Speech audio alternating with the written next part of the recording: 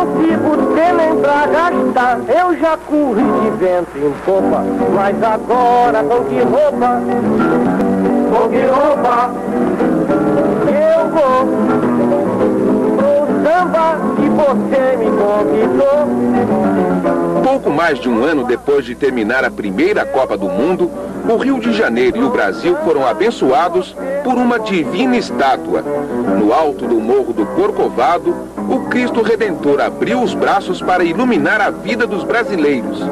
Mas era mesmo na capital federal que a vida pulsava. Somente o Rio de Janeiro tinha a capacidade de unir a fé religiosa à adoração por uma festa pagã. Pois foi justamente por aqueles tempos que a grande festa popular foi oficializada. O carnaval deixava de pertencer apenas ao povo e passava a ser bancado pelo governo. A gigantesca imagem do Cristo testemunhava também o sucesso de um carioca boêmio que, com seus sambas, fazia até a morte parecer bonita.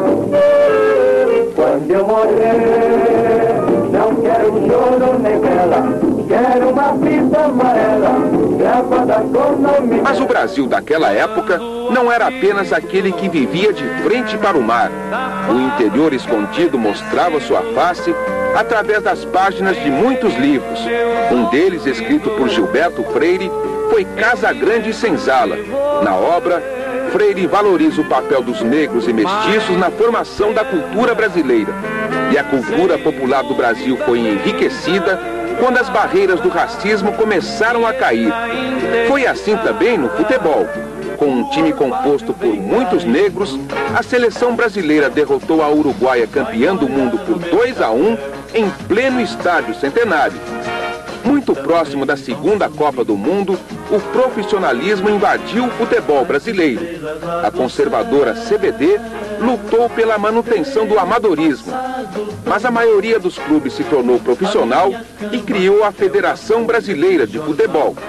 A luta entre as duas facções acabou enfraquecendo a seleção que iria representar o Brasil na segunda Copa do Mundo de futebol. Os clubes profissionais não cederam seus jogadores à convocação da CBD. O Palestra Itália chegou mesmo a esconder seus atletas numa fazenda. Mesmo assim, a CBD conseguiu aliciar alguns jogadores que já eram profissionais. Um deles, Luizinho Mesquita, que jogava no São Paulo. Muito dinheiro não, mas que já havia algum dinheiro, já havia. E de maneira que nós, quando fomos para a Europa, nós já tínhamos uma gratificação especial por jogo ganho e tínhamos também, foi combinado também isso no navio, uma diária para que nós pudéssemos fazer uns passeios, umas compras, assim, mas já havia algum dinheiro. Sim. Da mesma forma que na primeira Copa, o Brasil embarcou para o segundo campeonato cercado pela desconfiança e marcado pela falta de seriedade. Eu acho que nós saímos daqui com pouco preparo e sem nenhum preparo psicológico. Nós fomos jogar um campeonato na Europa. Tanto fazia jogar na Europa como jogar aqui no Rio de Janeiro, jogar em São Paulo, aqui. Era mais um campeonato. E nós não tivemos esse incentivo psicológico, esse incentivo que é necessário numa equipe de futebol que vai principalmente disputar um campeonato do mundo. Então a gente tem que impor na cabeça do jogador que ele não vai só jogar, fazer uma demonstração da sua habilidade pessoal, ele vai defender uma bandeira. E isso é muito necessário para que a gente jogue com um pouco mais de alma as partidas de futebol. Porque não existe partida de futebol fácil. Nós fomos mais passear do que jogar um campeonato. Depois de 11 dias de viagem, os jogadores brasileiros encontraram uma Itália que respirava futebol. Insufladas pelo fascismo de Benito Mussolini, as massas italianas lotaram todos os estádios. Assim foi também no primeiro jogo da seleção brasileira, no dia 27 de maio de 1934. 40 mil torcedores se acotovelaram no estádio Ferraris, em Gênova. Pena que, para o Brasil, a Copa do Mundo durou um jogo só. A Espanha do grande goleiro Zamora venceu por 3-1 e obrigou a seleção brasileira a voltar para casa. Não havia vez que você chegasse na área daquele danado espanhol que ele não estivesse gritando com toda a defesa dele. Então a defesa jogava jogava olhando para frente, sem precisar estar olhando se tinha alguém por trás ou não. Ele dizia, para aqui, para a direita, cuidado com o fulano, cuidado com o Betano. E a pessoa ia cercando e fazia o bloqueio perfeito para ele. Eu acho que depois que nós perdemos, foi uma decepção geral.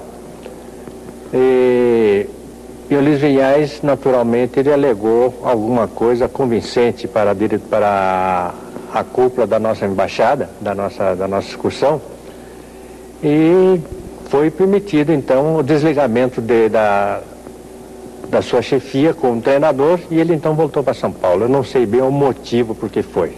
Aí completamos o nosso turismo, né? Começamos a viajar para tudo quando foi para isso, e foi uma delícia. Fomos para lá até na Iugoslávia. Nós entramos no primeiro tempo. Primeiro nós cantamos uma macumbinha no vestiário, né? Para dar sorte. Uma reza lá e negócio e tal, só faltou o defumador que nós não tínhamos levado daqui. Mas a cantoria houve. Entramos no campo e começamos a jogar e começamos a dar risada, porque os Iugoslavos eram gozados, sabe? Eu não sei, o calção deles era mais comprido que o nosso ainda, era uma coisa muito engraçada o negócio. E entramos em primeiro tempo, 4-0, do nosso lado. Voltamos para o vestiário e disse, esses gringos aí não são de nada, né? Então entramos dando chaleirinho de cacaiá e não sei o que. Resultado, 8-4 para eles. A final da Copa de 34 foi disputada pela Itália e pela Tchecoslováquia. O jogo no estádio do Partido Nacional Fascista em Roma foi assistido por mais de 73 mil pessoas. A vitória sofrida aconteceu somente na prorrogação. Com um resultado de 2-1, a Itália se transformou na nova campeã mundial e conseguiu unir numa mesma alegria o dute do fascismo e o entusiasmado povo italiano.